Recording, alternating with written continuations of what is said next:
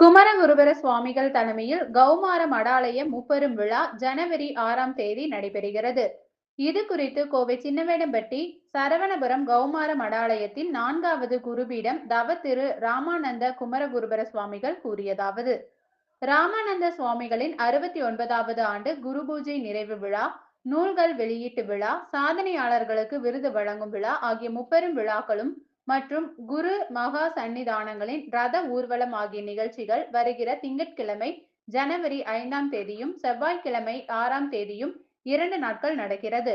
5ஆம் தேதி காலை 9 மணி முதல் மாலை 6 மணி வரை திருப்புகழ் இன்னிசை, சொற்பொழிவு நிகழ்ச்சி, பக்தி இன்னிசை நிகழ்ச்சி, மேஜிக் ஷோ, நாட்டிய நாடகம், பெருஞ்சலங்கை ஆட்டம் உள்ளிட்ட பல்வேறு கலை நிகழ்ச்சிகள் நடைபெறுகிறது. 6ஆம் தேதி காலை 9 மணி முதல் நண்பகல் 1 மணி வரை வேள்வி, பெருந்திருமஞ்சனம், பேரொளி வழிபாடு, அடியாத்தமை அமுது செய்விக்கும் நிகழ்ச்சிகள் நடைபெறுகிறது. பிற்பகல் 2 மணிக்கு மடத்தின் வளாகத்தில் உள்ள கலையரங்கில் குமரகுருபர சுவாமிகள் தலைமையில் முப்பெரும் விழா நடைபெறுகிறது.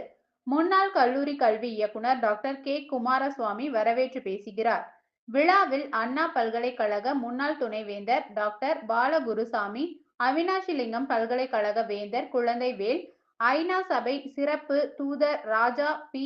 ஆறுமுகம், மலேசிய நாட்டை சேர்ந்த டாக்டர் ஜெயபாலன் வள்ளியப்பன், லண்டனை சேர்ந்த சிவ தம்பு, சுவிட்சர்லாந்து நாட்டை சேர்ந்த கணேஷ்குமார், வடவள்ளி திருப்புகழ் குழுவை சேர்ந்த வைத்தியநாதன் மற்றும் கௌமாரா மடாலயத்தை சேர்ந்த தவில் நாதஸ்வர கலைஞர்களான கனகராஜ், கோவிந்தராஜ், மாணிக்கராஜ், கணேசன் ஆகியோர் விருது பெறுகிறார்கள். விழாவில் தவ திரு தண்டபாணி சுவாமிகளின் 5க்கும் மேற்பட்ட நூல்களின் வெளியீட்டு விழாவும் நடைபெறுகிறது என இவ்வாறு தெரிவித்தனர். பேட்டியின் போது முன்னாள் கல்லூரி கல்வி இயக்குனர் டாக்டர் கே. குமாரசுவாமி உடனிருந்தார்.